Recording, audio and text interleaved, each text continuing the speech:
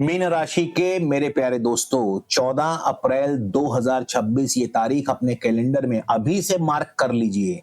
ये आपके जीवन का एक ऐसा मोड़ साबित हो सकती है जहां एक तरफ सफलता, पैसा और धन का सैलाब है, तो दूसरी तरफ संघर्ष, नुकसान और अपमान की गहरी खाई। आसमान में ग्रहों का एक ऐसा गजब और विस्फोटक खेल शुरू होने वाला है जहां ग्रहों के राजा सूर्य अपनी सबसे पावरफुल पोजीशन में यानी उच्च के होकर आपके धन भाव में जबरदस्त राजयोग बनाने वाले हैं। ये योग आपको बेशुमार दौलत का स्वामी बनाने की ताकत रखता है, लेकिन कहानी में ट्विस्ट भी है।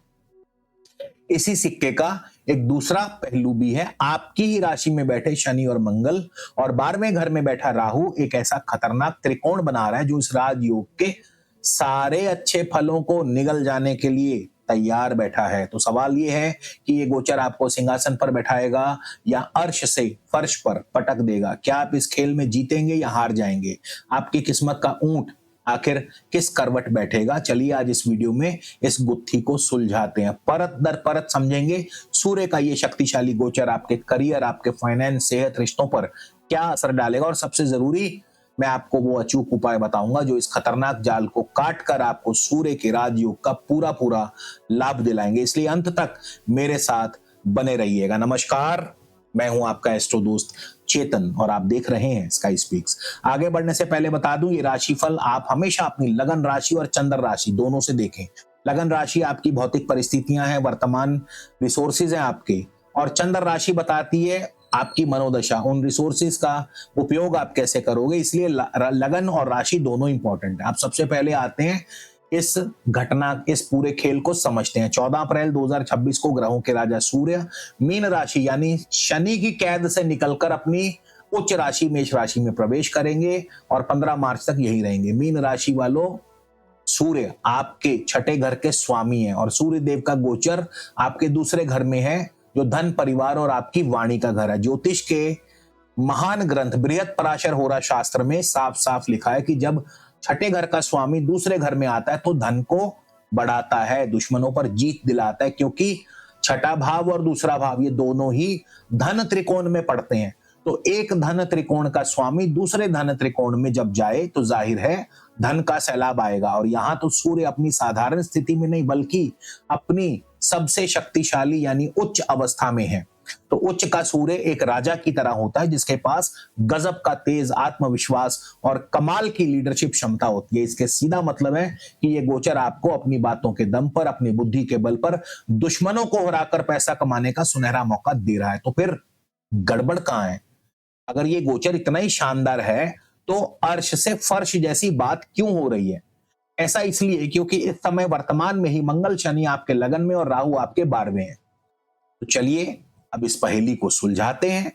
आपको इस गोचर के सकारात्मक और नकारात्मक दोनों पक्षों से मिलवाते हैं। पहले बात करते हैं इस शानदार राजयोग की। जब सूर्य आपके दूसरे घर में उच्च होंगे तो आपकी बातों में गजब का आकर्षण, एक अथॉरिटी आएगी। आप बोलेंगे, लोग सुनेंगे। मीटिंग में हो या कोई नेगोशिएशन हो, प्रेजेंटेशन हो, आप हर जगह छा जाएंगे। आपका कॉन्फिडेंस 7वें आसमान पर होगा। जो लोग आपके विरोधी थे वो आपके दोस्त बन जाएंगे या आपके सामने टिक ही नहीं पाएंगे। सरकारी क्षेत्रों में लाभ, सरकारी ठेकेदारी से लाभ, नौकरी में प्रमोशन, ये सब कुछ संभव है। सूर्य क्योंकि छठे भाव के स्वामी है तो पुराने कर्जों से छुटकारा भी मिलेगा, रुका हुआ पैसा वापस आएगा, कमाई के नए रास्ते भी खुलेंगे। अब जीवन के अलग अलग क्षेत्रों पर इसके क्या प्रभाव होंगे, तो आइए एक एक करके समझने का प्रयास करते हैं। सबसे पहले बात करेंगे आपके करियर की। तो सूर्य का तेज आपको ऑफिस में एक नई पहचान दिलाएगा। बॉस आपकी काबिलियत को पहचानेंगे, प्रमोशन या कोई बड़ी जिम्मेदारी मिलने के पक्के योग बनेंगे। सरकारी नौकरी या राजनीति से जुड़े लोगों के लिए ये एक असाधारण समय हो सकता है। बिजनेस में आपकी बातों की ताकत आपको बड़ी बड़ी डील्स दिलाने में मदद करेगी। लेकिन आपके लगन में बैठे शनि, मंगल और सीनियर्स या साथ काम करने वालों से वाद विवाद हो सकता है। आपके अंदर में ही मैं सही हूं वाली फीलिंग आ सकती है जो आपके प्रोफेशनल रिश्तों को खराब कर सकती है। बिजनेस में किसी पर भी आंख बंद करके भरोसा मत करें। राहु के असर से पार्टनर या क्लाइंट से धोखा मिलने का डर है। यानी सकारात्मक और नकारात्मक दोनों परिणाम आपके सामने है। इसी तरह धन की बात करें, आर्थिक स्थिति तो पैसों के लिए ये गोचर बहुत ही बढ़िया है, बेहतरीन है। इनकम बढ़ेगी, रुका हुआ पैसा मिलेगा, सेविंग्स बढ़ेंगी। सूर्य छठे घर के स्वामी होकर धन भाव में पुराने कर्जों से मुक्ति मिलेगी। लेकिन खतरनाक जाल जो 12वें घर में राहु फैला रहे हैं, अचानक बड़े खर्चे, तो ये अस्पताल पे खर्चा, विदेश यात्रा पे खर्चा, कानूनी मामलों पे खर्चा। तो एक तरफ उच्च का सूर्य आपको धन दे रहा है शेयर बाजार से, और दूसरी तरफ राहु जो है उस धन को उड़ाने की योजना बनाए बैठे हैं। जोखिम भरे कार्यों में पैसा लगाने के लिए आपको उत्साहित करेंगे, लेकिन सावधान, शनि और राहु गलत फैसले से आपकी सारी जमा पूंजी डुबो सकते हैं। तो इस दौरान उधार देने और लेने से बचें। स्वास्थ्य की बात करें तो सूर्य एक एनर्जी के सोर्स हैं। आपके अंदर एक नई ऊर्जा, जोश महसूस होगा, पुरानी बीमारियों से राहत, आपका आत्मविश्वास आपको मजबूत बनाएगा। लेकिन अब लगन में शनि मंगल की युति, ये सेहत के लिए बड़ी चेतावनी है। पैरों में तकलीफ, पेट दर्द, बीपी, चोट चपेट, ये चीजें भी हो सकती हैं, क्योंकि मंगल शनि दोनों ही इस प्रकार की चीजें पैदा करते हैं, परेशानी पैदा करते हैं। सेहत को हल्के में बिल्कुल ना लें। रिश्तों की बात करें तो दूसरे घर में सूर्य जो है परिवार के साथ आपके रिश्ते मजबूत करेंगे, लेकिन शर्त है आप अपनी वाणी पर कंट्रोल रखें। देखिए, मेरी पर्सनल ओपिनियन है कि दूसरे घर में जब उच्च का सूर्य होता है तो ये परिवार वालों के साथ दूरियां पैदा करता है, क्योंकि आपके अंदर ईगो ले आता है। और जब ईगो आती है तो व्यक्ति, चाहे फिर अपना हो पराया हो, कुछ ना कुछ ऐसी कड़वी बात बोल देता है कि सामने वाले को चुभ जाती है। तो यहाँ पे मैं अपने पर्सनल एक्सपीरियंस से बोल रहा हूँ कि सूर्य उच्च का परिवार वालों में दूरियां पैदा करता है। हाँ, धन के मामले में अच्छा है और चीजों में बहुत अच्छा है। वहीं मंगल शनि लगन में, राहु 12वें है, तो वो भी रिश्तों में दूरियां ही पैदा करते हैं। तो यहाँ पर रिश्तों की बात अगर हम कहें तो ये गोचर रिश्तों के लिए बहुत अच्छा नहीं है। तो रिश्तों के मामले में आपको बहुत ज्यादा संयम बरतना होगा, बहुत ज्यादा धैर्य बरतना होगा, नहीं तो आपके रिश्ते बिगड़ सकते हैं। अब सवाल उठता है कि जैसा कई लोग कहते हैं कि हमें तो सिर्फ बुरे फल मिलते हैं, कभी अच्छे फल तो हमें मिले ही नहीं है। अब जैसे मैंने आपको नेगेटिव पॉजिटिव दोनों बता दिए, तो बहुत लोगों के कमेंट आते हैं जी हमें तो नेगेटिव फल भी मिलते हैं, आप जितना जो नेगेटिव बोलते हैं वो हमें मिल जाता है, पॉजिटिव हमें मिलता नहीं है। तो उसका एक ही रीजन हो सकता है। देखिए, आपकी अपनी कुंडली के भी ग्रह असर करते हैं। तो हो सकता है आपकी कुंडली में इस समय कोई अशुभ दशा चल रही हो, आपके सूर्य कमजोर हो कुंडली में, ये सारी चीजें भी इंपॉर्टेंट है। तो ये कैसे पता चलेगा कि आपकी कुंडली क्या कह रही है? उसके लिए आपको जाहिर सी बात है निजी परामर्श लेना ही पड़ेगा। उसके बिना नहीं बताया जा सकता कि आपकी कुंडली क्या कह रही है। और अगर आप चाहते हैं निजी परामर्श लेना तो स्क्रीन पर नंबर दिया है, इस नंबर पर आप संपर्क कर सकते हैं।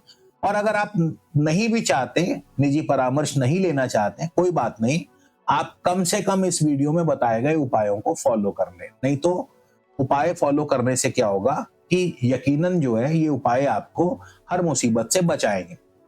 तो अब आते हैं इस जरूरी हिस्से पर, उपायों पर, कि कैसे ये उपाय आपको सुरक्षा कवच की तरह आपकी ढाल बनेंगे। तो सूर्य के लिए रोज सुबह सूर्योदय के समय तांबे के लोटे में सूर्यदेव को जल से अर्घ्य प्रदान करें, यानी जल में थोड़ा मीठा, लाल चंदन, गुड़, शक्कर या लाल पुष्प इत्यादि डालकर भगवान सूर्य नारायण को सुबह सूर्योदय के समय जल अर्पित करें।